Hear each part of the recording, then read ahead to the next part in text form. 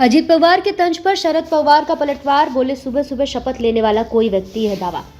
राष्ट्रवादी Congress party के अध्यक्ष शरद पवार ने शनिवार को कहा कि बीजेपी के साथ हाथ नहीं मिलाने का उनकी पार्टी का रुख हमेशा स्पष्ट रहा है और यदि इसके विपरीत कोई सुझाव आया तो उन्होंने उसे स्वीकार नहीं किया। पवार ने यह टिप्पणी यहां संवाददाता सम्मेलन में की।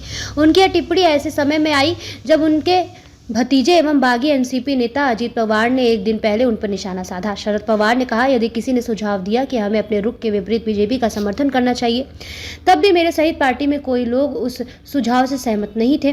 बीजेपी के साथ नहीं जाने का हमारा रुख बहुत स्पष्ट रहा है। क्या बोले शरद पवार? उन्होंने कहा, हमारे विचार बीजेपी के साथ सुसंगत नहीं है।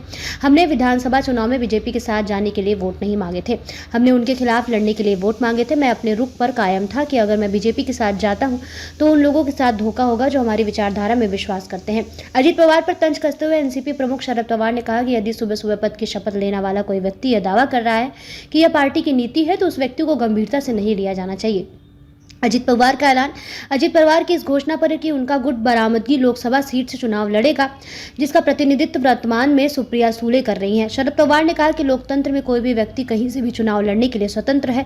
पवार जब उनके पूर्व सहयोगी एवं अजीत पवार गुट के नेता प्रफुल्ल पटेल की उस टिप्पणी के बारे में पूछा जिसमें उन्होंने कहा कि वह एक दिन अपने जीवन की कई राजनीतिक घटनाओं का वर्णन करते हुए किताब लिखेंगे। पवार ने कहा, अगर वह एक किताब लिख रहे हैं तो यह अच्छी बात है और मैं इसका इंतजार कर रहा हूँ। उन्होंने इस पर एक अध्याय लिखना चाहिए कि लोग उनकी पार्टी क्यों छोड़ रहे हैं। मैंने तो यह भी सुना है ईडी के अधिकारी मुंबई में उनके घर आए थे।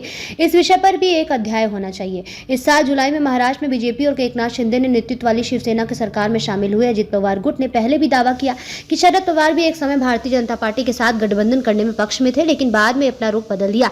वर्ष 2019 में अजीत पवार सुबह सुबह मुख्यमंत्री पद की शपथ ली थी। साथ ही देवेंद्र फडणवीस ने मुख्यमंत्री पद की शपथ ली थी। हालांकि बहुमत के अभाव में फडणवीस अजीत पवार सरकार 4 दिनों के भीतर ही गिर गई।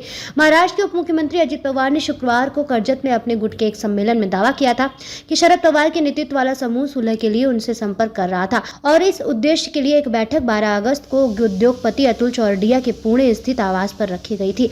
अजीत पवार ने पूछा था कि यदि वरिष्ठ नेता पवार को शिवसेना बीजेपी सरकार में शामिल होने का फैसला पसंद नहीं आया तो उन्होंने इसे बैठक क्यों बुलाई।